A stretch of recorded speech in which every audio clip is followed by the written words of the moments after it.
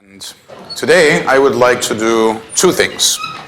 One is that I would like to tie up some loose ends related to our last topic, which was trying to understand the connection between the banking system and money.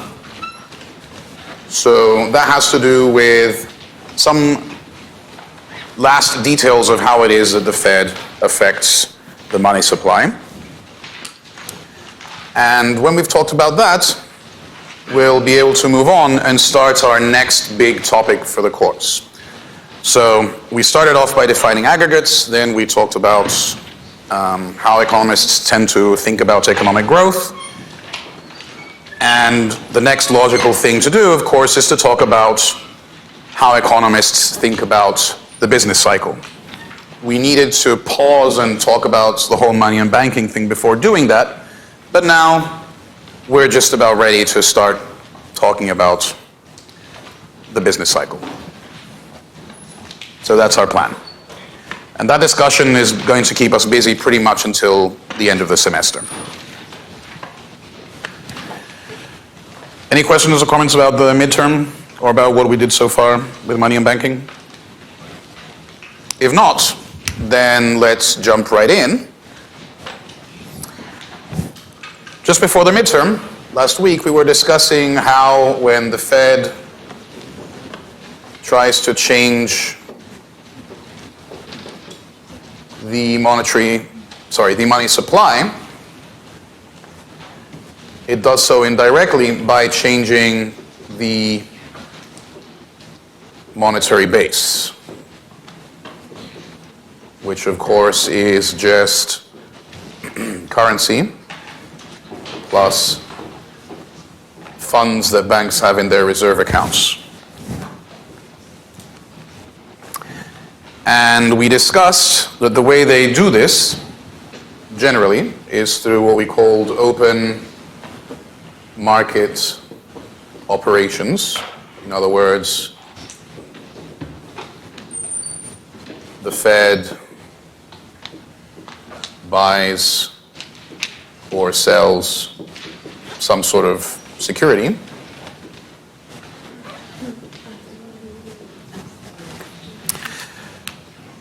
And then when the Fed does that,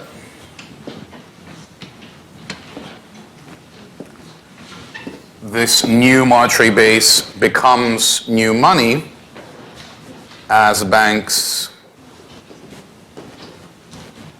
lend the new monetary base.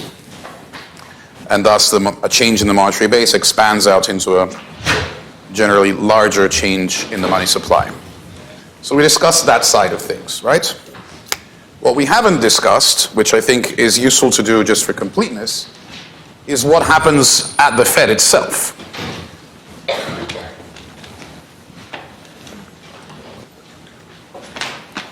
When the Fed buys securities, what happens to those securities? They don't just disappear. To put it another way, I think the loose end that would be good to tie up is to look at the Fed's balance sheet. This is when we were trying to understand how banks work. We looked at their balance sheets. So we want to see what's happening at the Fed. Why don't we look at its balance sheet? So let's do that, and that will complete our discussion for now, at least of how money and banking connect. So just like any other balance sheet, the Fed has some liabilities and some assets. And forgetting about what might be there, to start with, suppose the Fed engages in an open market purchase. In other words, it's buying securities, generally from a bank. Any securities that it buys, just like any other bank, would show up on its assets. Like so. But as always, if any change occurs on one side of the balance sheet, it has to be matched by another change on the other side. So if the Fed is buying securities and now has a securities, which liabilities went up? Well, if this is remember our simple world where there's no currency, then what the Fed would have done is it would have paid whoever sold it the securities by just adding $100 million or whatever the value of these securities is to someone's reserve account, whoever it is that sold the securities. And that's how the two sides would go up together. The Fed buys something and it pays with, well, these reserve accounts are like your accounts at your bank. It's just that it doesn't belong to you, it belongs to whichever bank sold the securities to the Fed. So those reserve accounts are a liability of the Fed. That's important to note. Although again, as I just said, it's kind of analogous to this being like your deposits, except that they belong to Bank of America, Citibank, and so on. Now, the alternative way in which the Fed could pay for securities is by just issuing new cash to this bank. And if they did that, well, they would have the securities on the assets, and they would be paying not in reserves, but in cash, which, when it shows up on the Fed's balance sheet, is called Federal Reserve Notes.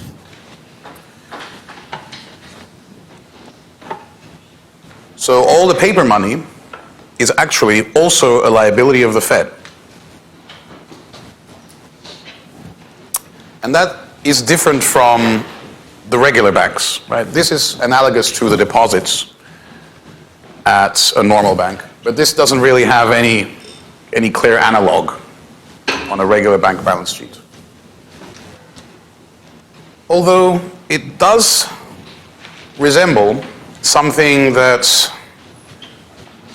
appeared on the balance sheet not of a regular bank nowadays, but remember when we started talking about banking, we imagined this medieval bank where gold is money and they take deposits of gold, and then at some point they issue receipts to whoever it is who deposited the gold. That is analogous to this, right? The banks are coming, they're selling not gold but securities to the Fed, and what are they taking away? They're taking away these Federal Reserve Notes, which are like the receipts. So actually, again, this doesn't look like anything on a regular bank balance sheet, but it does look like that medieval bank that's issuing receipts for gold. The difference, of course, is that there's no gold over here. Or rather, there is, but it's not much. The vast majority of it is in the form of some kind of security. What securities are here? Well, this is the Fed we're talking about. It's not going to be doing anything crazy, considering how critical it is to the functioning of the banking system and the economy overall. So these securities are going to be super, super safe stuff. Like what? Well, most of them are actually going to be United States federal government bonds. How is that super safe? Well, there's this notion that there's no way the United States federal government would ever default on its debt because it would be such a, well, because it would cause such economic damage and because it would cause such terrible reputational damage. So they're viewed as safe. Another thing that the Fed holds a lot of are what are called mortgage-backed securities. So those are assets where, for example, a bank lent money to 1,000 people to buy a house, and then what they did is package all of that together and sell that on to someone else. That's a mortgage-backed security. And those are generally viewed as safe as well. How come? Because, bless you, the bank knows, and everyone knows, that some percent of these mortgages are going to default. Let's say 3% of them. And you don't know which, But because you have all of them glued together, you actually don't care. It means that the payments from this security are actually quite predictable. You know 3% will default. You don't know which 3%, and you don't care either, but if you know 3% will default for sure, it means you can predict what you're going to get paid overall, adding up overall the 1,000 mortgages. So they're viewed as being safe. Also, many mortgages are actually insured by some government or semi-government agencies like Fannie Mae. So if they're insured, then of course they're safe.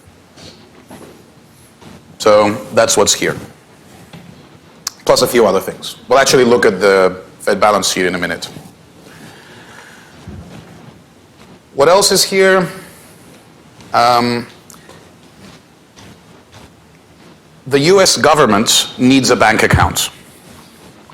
And it would be odd, maybe even a conflict of interest, if the US government had a bank account with, say, Bank of America or Citibank. So they don't. Instead, they have an account at the Fed. And some other government agencies also have accounts at the Fed. So I'm just going to call that other accounts, I guess. The United Nations has an account at the Fed.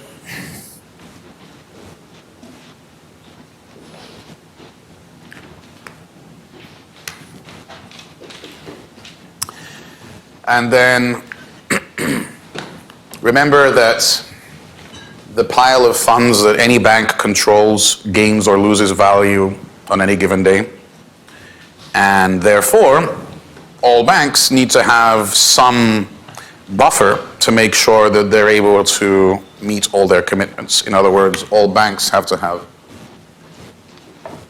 some amount of bank capital,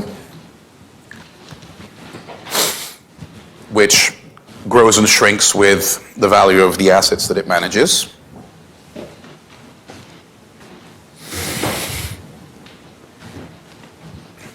That's fine, but when we talked about bank capital, you'll recall that I defined it as money that or funds that correspond to whoever owns the bank. So who puts the bank capital in here? The answer is all the banks that operate in the United States are required to put some into the pool. So the banks all ultimately own the Fed. So the way the Fed is set up is very interesting. It's this sort of mix of public and private. The chairperson of the Fed is nominated by the president and confirmed by the Senate. So the leadership is actually put there by politicians. But the ultimate owners are the banks.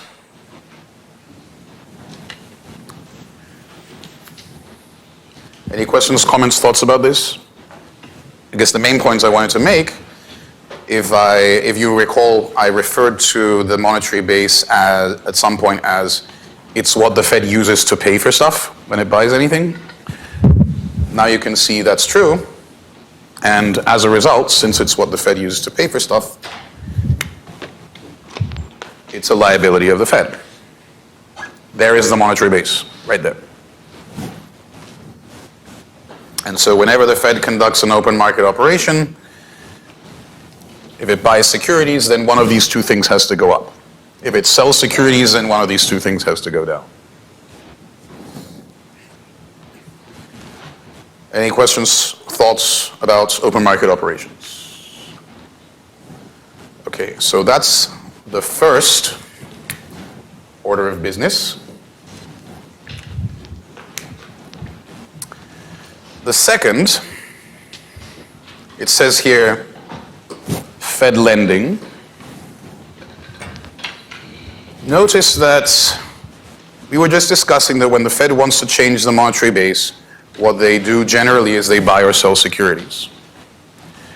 Now, if you think back to the first day when we started talking about the Fed, actually maybe even the first day when we started talking about balance sheets at all, one thing that I said is that the Fed is the lender of last resort. Well, where is the Fed lending here? It's not lending anything. It's just buying or selling securities so far, right? And, well, the fact is we know that the Fed does lend. We even have a name for the loans that the Fed makes. We call them discount loans. And they're loans that the Fed makes to banks. But they're not here, at least not yet. So, again, to tie up all the loose ends, you want to spend a little time talking about discount loans. Suppose the Fed were to make a discount loan to a bank. How would it do it? Well, it lends funds to the bank. It lends funds to the bank, so, well, we know just like a bank lends to you, that shows up as a form of asset on its balance sheet. But where did where did those funds come from, or where does that show up on the way, if this were a regular bank and it made a loan, it would have to come out of its reserves. But this isn't a regular bank, this is a Fed. So if they decide that they want to lend money to a bank, all they do is just say, okay, I'm going to lend you $10 million, and so I'm going to just add $10 million to your reserve account. And that's how they lend.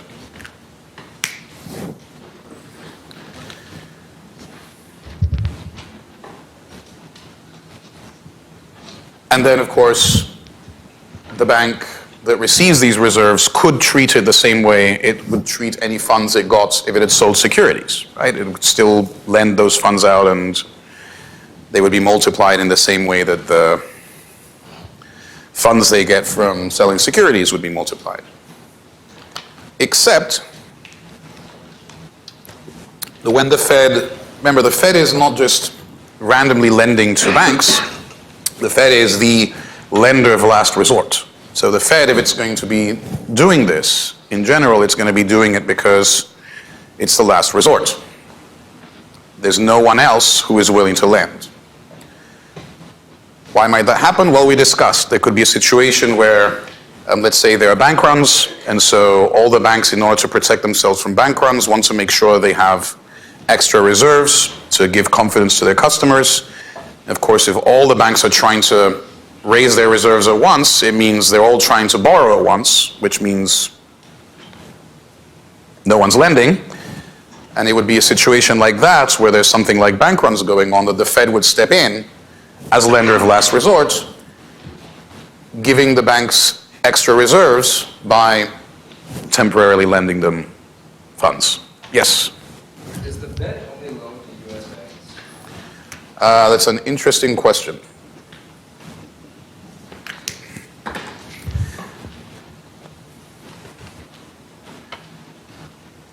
What the Fed has is something called swaps. These are deals that they have with other central banks. So imagine the United States Fed has a swap arrangement with the European Central Bank. What does that mean? It means, so the European Central Bank's job is to stabilize the European economy, or at least the Eurozone economy, to be precise. But there are many people in the Eurozone who may have borrowed in dollars. And so in order to do their monetary policy in Europe, they may feel like they need some dollars. What do? They have this swap arrangement with the Fed that means that they can borrow dollars if they need to, up to a certain amount. And then so the ECB would be dealing with their own banks through the Fed, allowing them to have access to some US dollars.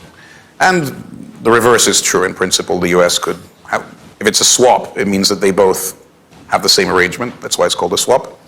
So the US could borrow some euros from the European Central Bank if it thought that it needed to use them to try and provide euro liquidity through some US-based banks. So I think normally you do it indirectly through the central bank of that place, because they're friends and they have this arrangement. That's a good question. Actually, we'll see them in a minute when I show you the balance sheet. You'll see that the swaps are there. They're not big. but they're there. Great. So these loans are actually discount loans, and the Fed usually gives them in emergencies. So it's interesting that in recent years, the Fed doesn't do much of this discount loan stuff. Even when it wants to provide banks with tons of reserves, what it's done in recent years is just buy colossal amounts of securities. But there are still instances when the Fed finds it useful to act as a lender of last resort in this sense. So, as an example,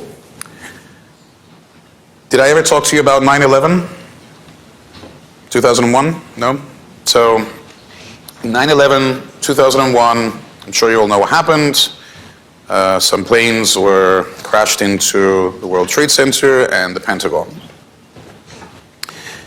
And it turns out that in the United States there was and is this system called FedWire, which banks use to try and get a sense of what their liquidity needs are in advance. So let's say if I write you a check, my bank sends a message to your bank through FedWire saying $100 are coming your way. So then they can plan their reserves accordingly. Now, if that system went down, the banks wouldn't be able to see in advance how much reserves they need to hold, how much is incoming, how much is outgoing, or how much is about to come in, how much is about to go out. So they would need an extra buffer of reserves.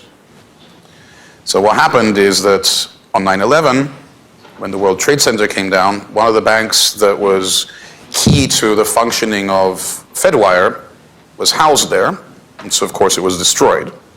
So on 9/11, FedWire went down, and suddenly all the banks felt they needed to borrow at once to boost their reserves. And on that day, since there was also an attack in DC, and since it wasn't yet clear if all the attacks were over, there were actually rumors of car bombs on that day. There weren't any, but there were rumors of car bombs in downtown DC. Since it wasn't clear what was going on, the government sent everybody home. And so all the government agencies shut down on that day except one, which was the Fed. In fact, the Fed made a point of, this is how long ago it was, going on the radio and making a statement. The statement was along roughly, the discount window remains open and the Fed remains ready to provide liquidity to anyone who needs it. What does that mean? Well, what's the discount window? Imagine that if you're a bank and you want to take a discount loan, there's a window you go up with at the Fed and you borrow. So they're saying the discount window is open and we provide liquidity to anyone who needs it. If you need extra reserves, come, we will give it to you. We will just lend you whatever you need. And so you may recall that I said that back in the day, banks rarely held any excess reserves beyond what was required. So the excess reserves are something like 0.0%, 0.01% of all the deposits, and the required reserves were around 10%. So on 9/11, excess reserves shot up to 2%. So the reserve ratio went from around 10 to around 12 in one day. So that's a huge amount of loans. And it just stayed there for a few days until FedWire was fixed, and then just fell back down again. What would have happened if the Fed hadn't been there to act as lender of last resort? All the banks would have been trying to borrow at once, interest rates would have skyrocketed, there could have been runs, who knows? Fortunately, we don't know what would have happened.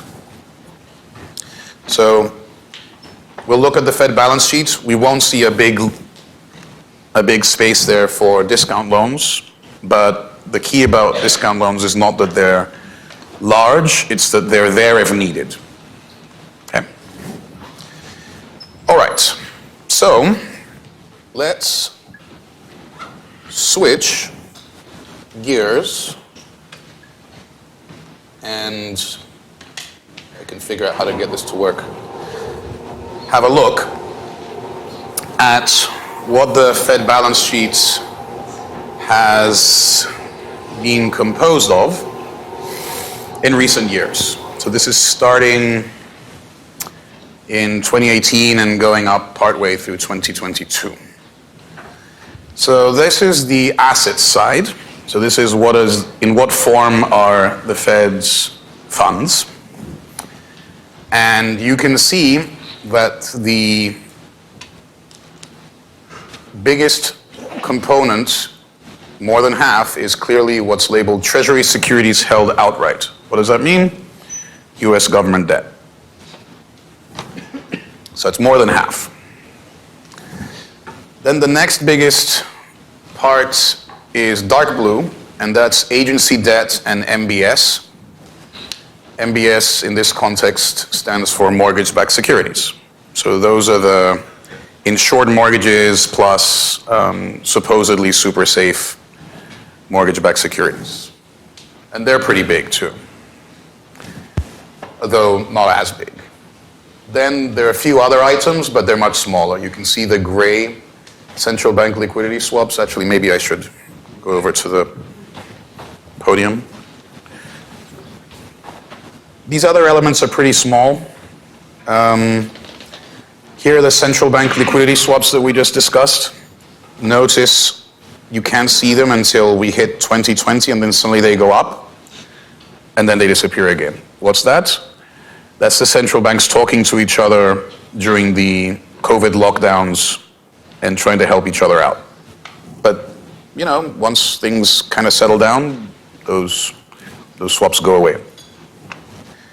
But again, just like discount loans, the point is that they're there if needed. Then this light blue is loans. There are your discount loans.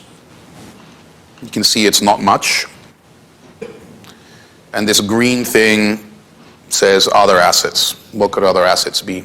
Gold, foreign currency, anything else. All right, so that's the Fed's assets. I guess the other obvious thing to see that leaps out is that in 2020, there is this enormous expansion in the size of the balance sheet. If you go from the beginning of this to the end, I think the size of the Fed's assets under management more than doubles.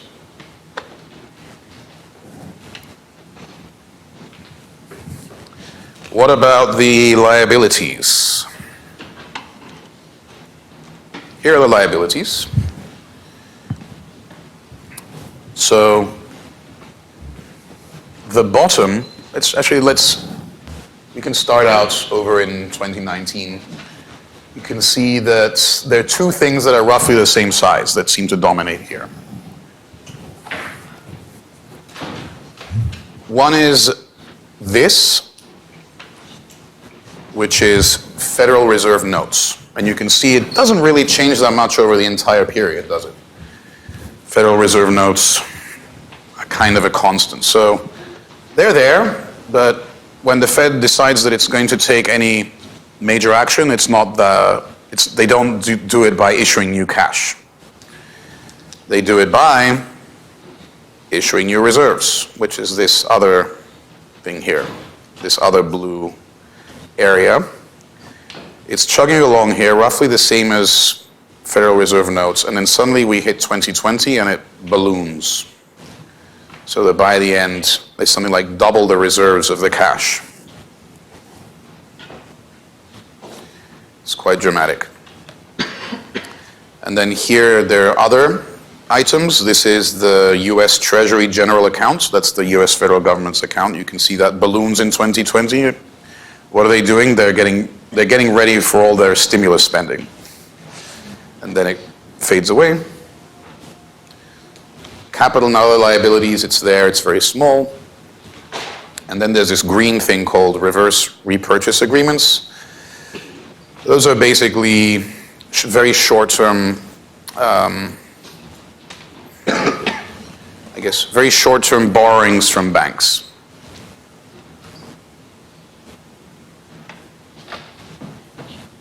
It's just another, I guess, it's not very different from the reserves. I guess you could think of it as a form of reserves. Don't really need to worry about it. Okay, and again, of course, just as with the assets, you have this gigantic increase in the liabilities of the Fed. What is it? It's a gigantic increase in reserves that the Fed is providing to the banks to try and get them through the COVID lockdowns without a collapse in lending. All right. Any questions, comments, or thoughts about this? And again, if you add this, these reserves here to the money, you'll see that the monetary base basically doubled since the beginning of 2020. If the monetary base doubled since the beginning of 2020, that suggests the money supply probably increased significantly over this period as well, the consequences of which we'll look at later. Well, I guess they're kind of obvious. Imagine if you double the money supply overnight, you haven't suddenly made the economy more productive overnight. So what would you expect to see? If something is plentiful, its value drops. So there's suddenly tons of money. What would you expect to see? Inflation. So it is generally thought that one reason behind the inflation that we're observing might be this dramatic action that was taken back then. There's not a consensus among economists as to whether it was the main reason, but it's hard to argue that it wasn't a reason. All right, any questions, comments about the balance sheets? The Fed balance sheet, that is. Very well. In that case, let's move on and get to our third point, which was, well, as I said at the beginning, we would like to talk about how it is that, or why it is, I guess, that the business cycle exists.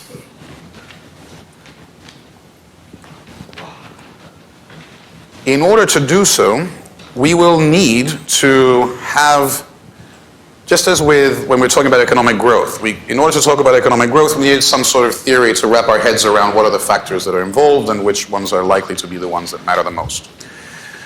We will also need a theory to try and help us think about why it is that the business cycle occurs. And as our little discussion just now indicated, when we think about the business cycle, well, when we defined the business cycle, we defined it as fluctuations or instability in the growth rate of GDP per person over time. Sometimes the economy grows faster, sometimes it grows slower. But this process is tied in, not just, in addition, this process is tied into what's happening with prices. In other words, if we want to talk about the business cycle, we'll want to think about not just why is GDP growing faster and slower, but we'll also want to think about why is inflation sometimes faster and sometimes slower.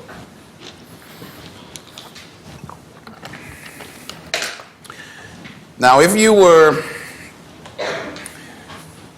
trying to determine why is it that the production of a particular good is going up or down, or why is it that the price of a particular good is going up or down, which of course is micro, then you would already have a well-developed theory to try and think about that. And of course that would be the theory of supply and demand, which we were just discussing. So how would you approach that? If you were talking about the determination of prices and quantities of a particular good. Well, you would do the following. Let's say we're talking about the determination of the price of this tea and the quantity produced of this tea. We would start by drawing a graph like this, where this is the price on the y-axis and this is the quantity on the x-axis. And we would reason that in order to understand the market for this thing, well, the market for this thing is really a space where people interact in order to get this thing. Or, well, rather there's this space where people interact where we see emerging from this interaction two things. We see a quantity of tea that's exchanged between parties, and we see a price at which this exchange occurs, emerging from there. And to understand how this market works, we need to think about the incentives of the people that are interacting in that space. And of course, as soon as you do that, you realize that there are actually two very distinct groups of people involved in this market. On the one hand, there are people like me who are trying to get hold of this good because they want to consume it. And on the other hand, there's whoever works at Itoen, or whoever owns Itoen, who's making the thing. And my incentives and my behavior in this space is going to be very different from the incentives of whoever is here, whoever is making this stuff. So my incentives can be summarized as follows. There are, I guess, two aspects to it. One, which I can represent here, is how does my behavior in terms of buying this thing respond to the price? And very simply, if the price of this product goes up, well, I'm probably going to buy less of it because, well, there are alternative beverages available. So, in other words, my behavior in this market as a buyer can be represented by a downward sloping line that we call the demand curve. And of course, there may be other things that affect my demand, like how much money do I have? How hot is it outside? And those would be represented as things that shift this line. Right. On the other hand, we have the owners of Itoen who are producing this tea, and their behavior is very different. If the price of this tea goes up, well, that's encouraging them to produce more of it because it's more profitable. In other words, their behavior, which we could represent using a supply curve, would be actually quite the opposite of mine. Why does the supply curve slope up? There are many reasons. Of course, that's why you spend a lot of time on this in micro, but again, it may encourage Itoen to make more of it. It may encourage more people to enter this market from whatever else they were doing before. And finally, having organized our thoughts this way, we posit, this is economic theory, that the price at which this good is exchanged and the quantity exchanged is going to be determined by where these two demand and supply curves cross. Why? Well, suppose the price were higher, then we would have some goods that are not getting sold. The demand is less than the supply, which means that the sellers would need to cut their price in order to try and get at least something out of the production, the excess production, which means there'd be pressure for prices to go towards P star. What if the price is too low? Well, if the price were too low, demand would exceed supply, and the suppliers would notice, you know what, we could raise prices, and we'd still be able to sell all of this stuff. So the price would rise. And that's the theory of supply and demand at the micro level. What we will see is that macroeconomists tend to think in a similar way about the determination of macroeconomic aggregates. So we will have a similar axis. This x-axis won't be the quantity of any particular good, rather it's going to be aggregate quantity. In other words, it's going to be real GDP. And this won't be on the y-axis, this won't be the price of any particular good. What is it going to be? It's going to be the price level, which allows us to track how prices on average are changing over time.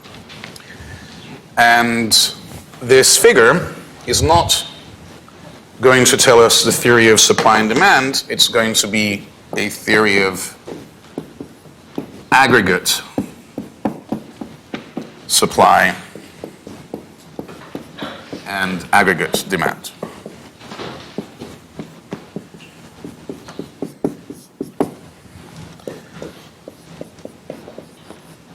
Oops.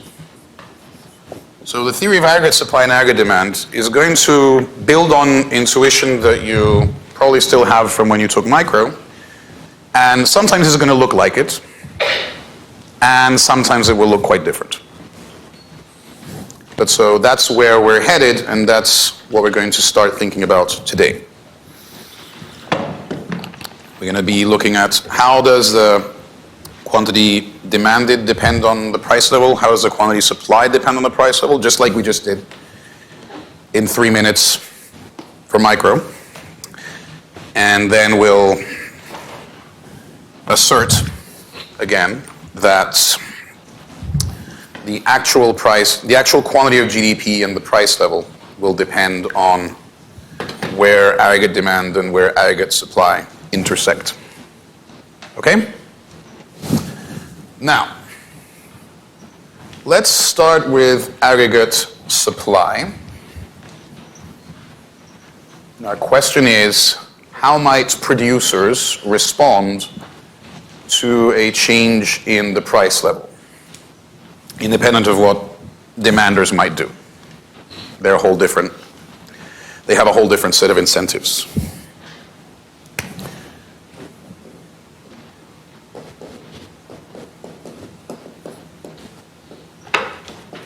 We want to understand how producers respond to changes in prices. Again, this is a social science. We need to think about what determines the behavior of the producers. Only then can we really make predictions about how their behavior will change. And when we're thinking about the behavior of producers, we need to think about what is their motivation, what is their objective. So what is the motivation or objective of the producers who are making, let's say, for sake of argument, this tea?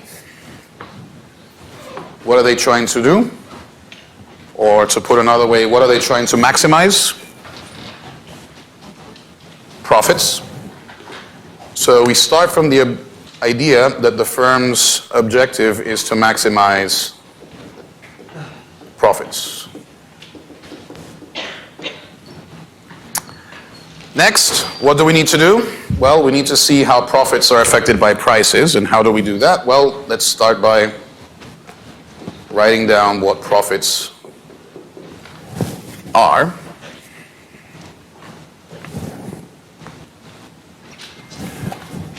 Well, the way production occurs is that the firms make this thing, and then they sell it, and thus they get cash in, which we can call revenue. But revenue is not equal to profits, because in order to make this thing, they had to incur various costs. They had to hire workers, they had to buy water, they had to buy plastic, they had to buy electricity to operate their machinery, they had to buy machinery, and so on. So, broadly, we end up with profits equals revenue minus costs. Next step, where in these profits do we see prices? Where do they show up? Well, let's think about the revenue. The way they generate revenue is they make a certain number of these things, and then they sell them for a certain price, and of course, you add it all up, that's the revenue. So the revenue is just the quantity of whatever it is that they make times, well, the price at which they were able to sell it. Aha! We have prices. Now we can see that we're going to get somewhere. We're going to be able to say something about how the changes in prices affect changes in the behavior of producers. However, we're not done. What about the costs? Well, imagine, for simplicity, that the only cost that the tea factory has to incur is that it has to hire people to put stuff together, just for simplicity. Then what would their costs be? It would be, I guess, the number of people they hired times however much they paid them. In other words, it would be, more broadly, I guess, the quantity of inputs, which could be workers, but it could be anything else, times, well, the price of those inputs. So we have prices showing up in two different places.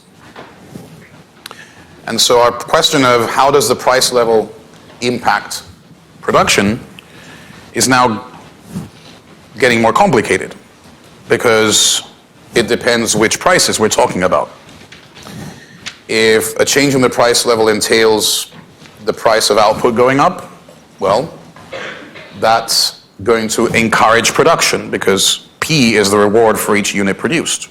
You're raising that reward, you'd expect the company to make more. On the other hand, to the extent that increases in the price level entail increases in the price of inputs, it's the opposite, right? The input is the cost of production. The price of inputs is related to the cost of production, so if they become more expensive, they would discourage production. So, which price are we talking about here?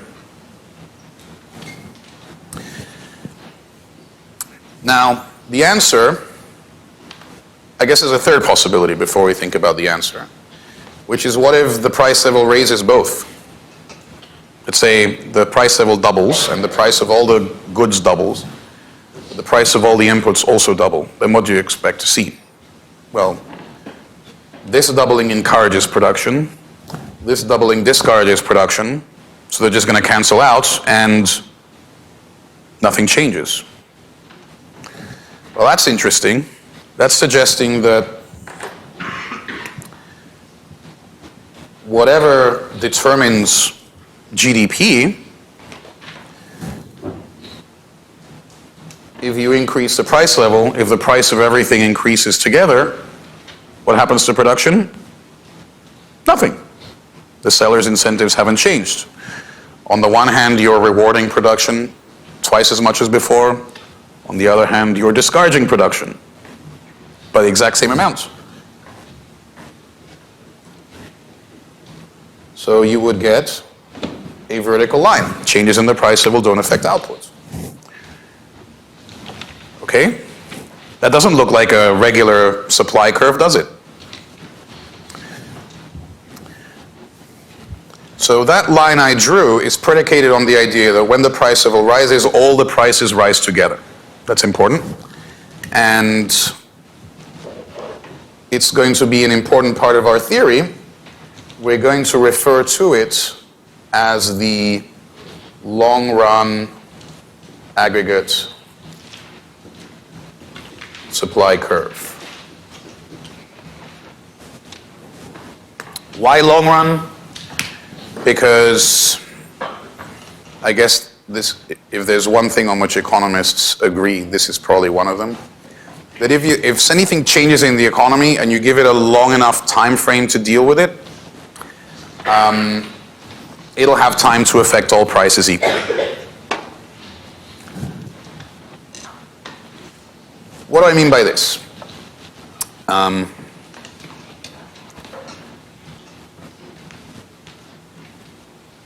Consider thinking back to, once again, think back to your days when you were a microeconomics student, and you were told that people adjust their behavior and prices also adjust. so that when all is said and done, and all the prices have been given time to adjust to economic forces, certain relationships should always hold. So for example, suppose you're a consumer and you're trying to choose between, let's say, apples and oranges, then you end up with rules like, let's say, the price of apples divided by the price of oranges should equal the marginal benefit or marginal utility or whatever of apples divided by the marginal benefit of oranges. Remember that?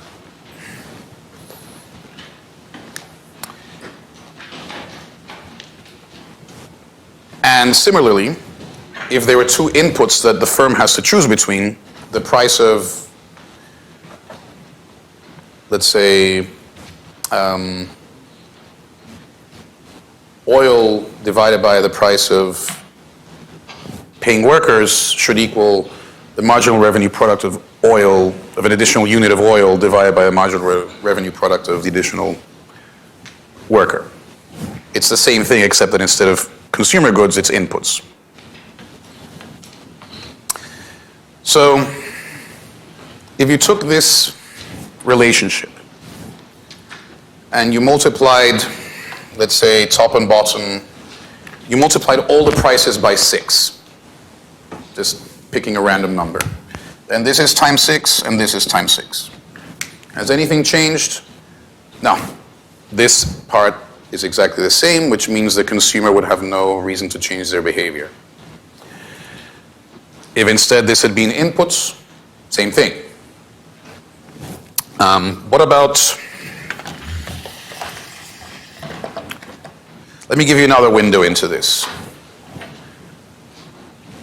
We're not talking about consumer behavior, we're talking about producer behavior, so let's go back again to our wonderful innocent days doing microeconomics and think about how firms determine their production in the face of certain prices. So remember, we have an increasing marginal cost curve. Why? Because of decreasing returns to scale. The bigger you get, the higher the cost. And now imagine that there is some price. How much should this firm produce? It should produce the quantity where price equals marginal cost. Why? Again, this should be reviewed because you've all been in micro. Why? Because if I produce less, then look, for the last unit that I'm making, I'm getting this extra revenue. The cost is lower, so I should produce a bit more. I'm still making positive profits there. If I were producing more than Q star, where price equals marginal cost, those last few units are unprofitable. They cost more than they're bringing in. So I shouldn't produce them. Now, what if I increase prices by 10%? Well, this thing goes up by 10%. But all the input prices all go up by 10%. So this curve goes up by 10% as well. And if everything goes up by 10%, nothing changed. I had price equals marginal cost.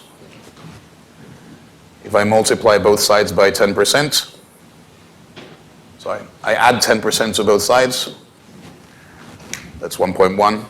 Then, well, the 1.1s cancel out and I end up back where I started in terms of which is the level of output that makes this equal. So, if we give the economy long enough, it will always tend towards having this kind of sort of deep fundamental relationship that micro tells us there should be between prices. And then if you double the prices, multiply them by 10% or multiply them by 6, as long as you give the economy long enough to sort of get back here to what micro theory says relative prices should do, then the actual height of the prices is irrelevant. And that's why this is called the long run aggregate supply, because the idea is it will tend towards, the economy will tend towards this level of GDP if you give it long enough time. And what is this level of GDP? Well, we're going to refer to it as potential GDP. That's how it's usually referred to. And where does it come from? Well, how about all the things that we discussed when we talked about economic growth? It's determined by how much capital there is, how much labor there is, what's the level of technology. And then, so in our theory, the way it's going to work is that we will generally be tending towards this potential GDP, but for various reasons, there may be fluctuations around it. We may sometimes, something may come along, let's say COVID, that somehow knocks the economy off track and GDP ends up below potential. And then there could be other factors that come along that may actually make it be at least temporarily above potential. So in what's left of the semester, we'll discuss what kinds of things might knock the economy away from potential GDP. And then the last part of the semester, we'll discuss, is there anything that the government or the Fed can do to manage these shocks, to try and make them less severe, or maybe even stop them from happening in the first place. Right. Any questions, comments? So the next thing to do, of course, as this name suggests, long run aggregate supply, is, well, this suggests that there's some other thing called the short run aggregate supply that has a different shape. But if so, it must be because in the short run, so whenever anything actually changes in this environment, and you haven't given the economy enough time to end up with this kind of relationship, it must be that there are some prices that aren't adjusting along with the others. Right? If everything adjusted together, then we're on this vertical line here.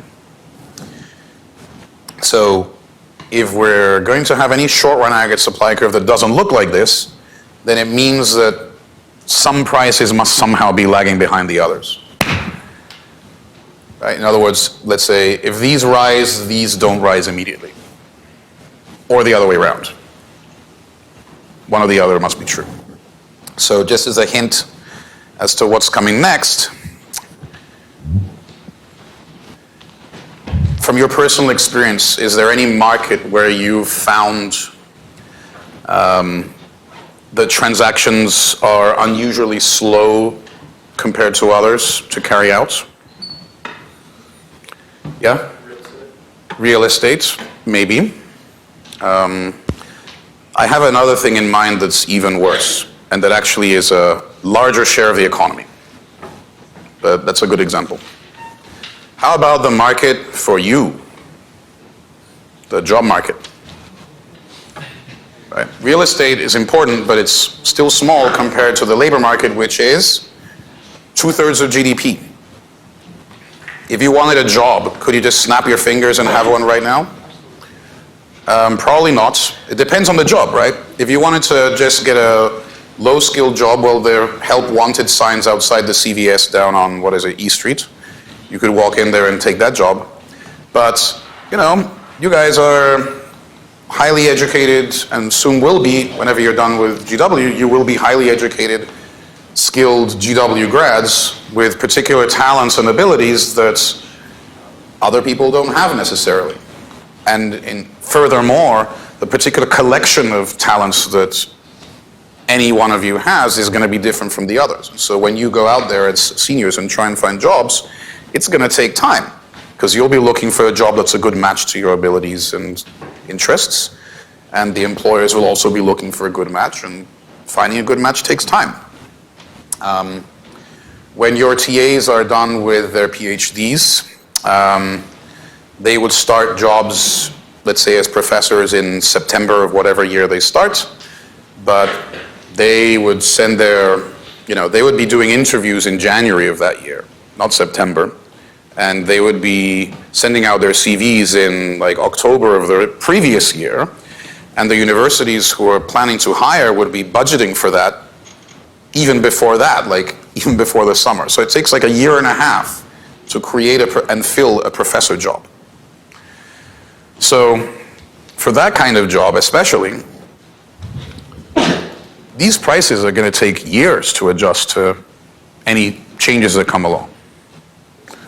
So that's how we're going to think about the short run aggregate supply curve next week. It will be that whenever anything changes, it can affect the prices of goods and services, but it takes a long time for the labor market to adjust accordingly, and that's what's going to give us a supply curve that's not vertical. Any questions, comments, thoughts? In that case, let's wrap up by having a brief exit quiz, as usual. Okay, let's get started.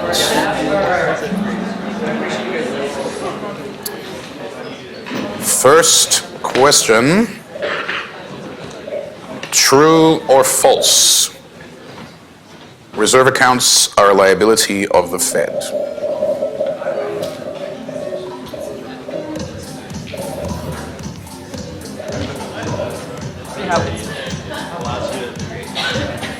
The answer, of course, is true. Question 2, true or false? Paper money is a liability of the Fed.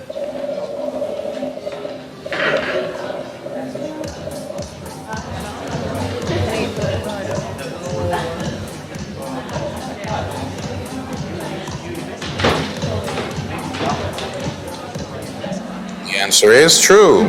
Next. What is on the x-axis in this figure?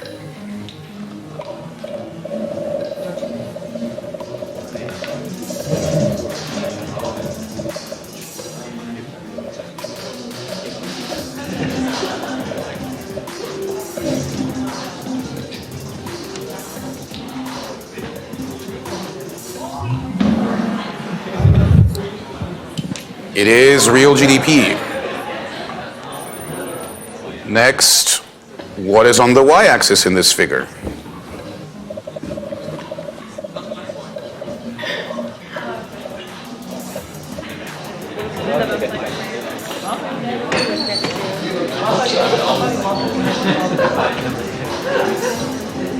The answer is B.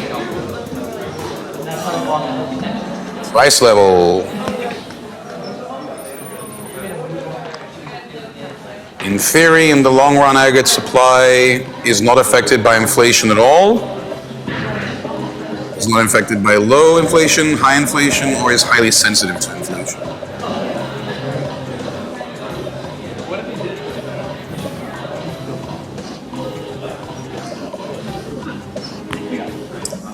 Is not affected by inflation at all. And last of all, who is the chair of the Fed?